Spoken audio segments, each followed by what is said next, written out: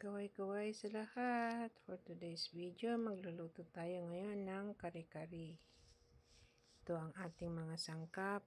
Sitaw, puso ng saging, pechay, talong, saswete, mamasitas, peanut butter, at meron din tayong giniling na bigas.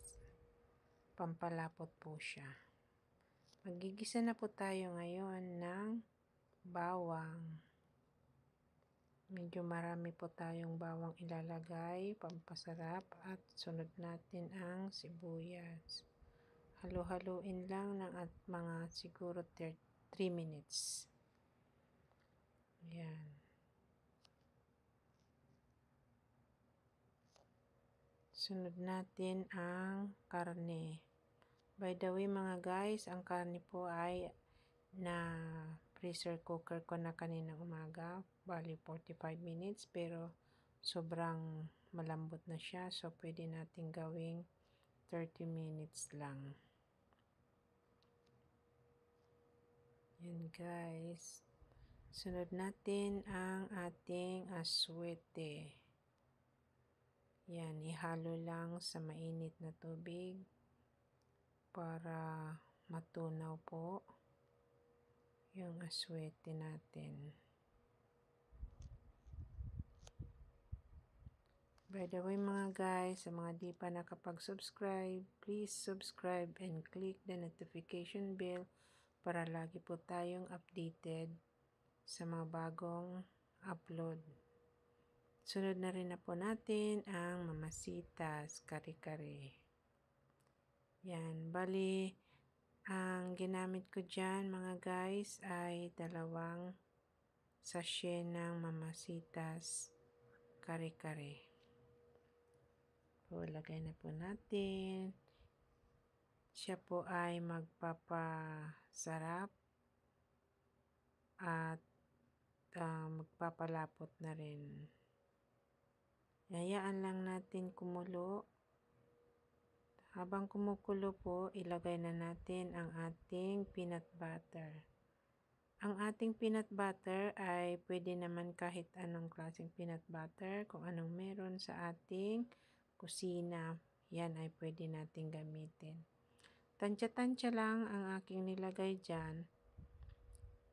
Depende sa inyo kung gaano kalapot o gaano gusto nyong karami ng peanut butter. Halo-haloin lang natin hanggang matunaw yung peanut butter. Guys, maraming salamat sa lahat na nag-subscribe, follow.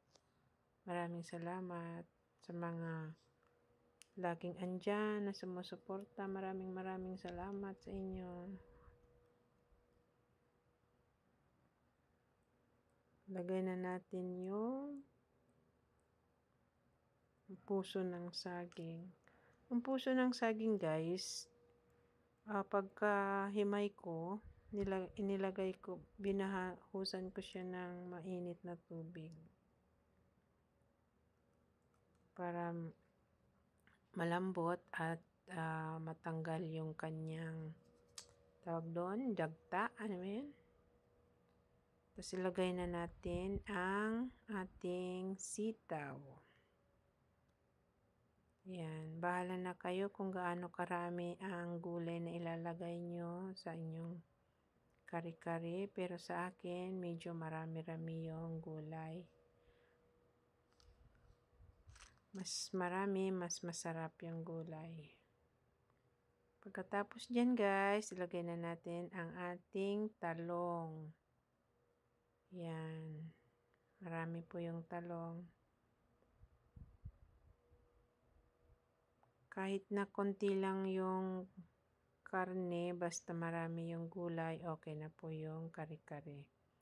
So, pwede rin natin tawaging kare-karing gulay. Haluin lang natin at hahayaan muna natin kumulo hanggang sa maluto po yung mga gulay. Yan guys, takpan natin at hayaan natin kumulo. Tapos isunod natin yung ating, ayan guys, oh. Sarap na, malapot na. Yan, sunod na natin ang ating pechay. Marami pong pechay ilalagay natin dyan.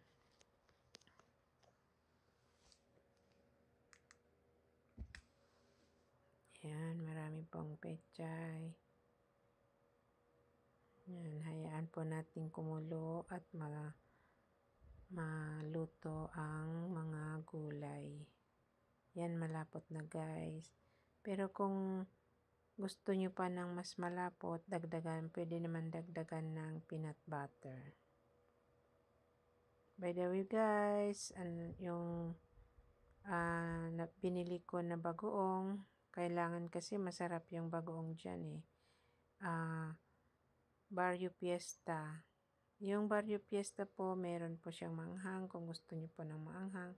Meron din po siyang original at sweet. So, ang inano ko po ay yung medyo may anghang.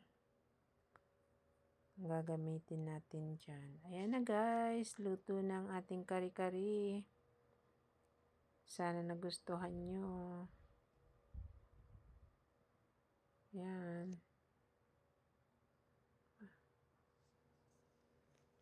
Salamat guys sa suporta.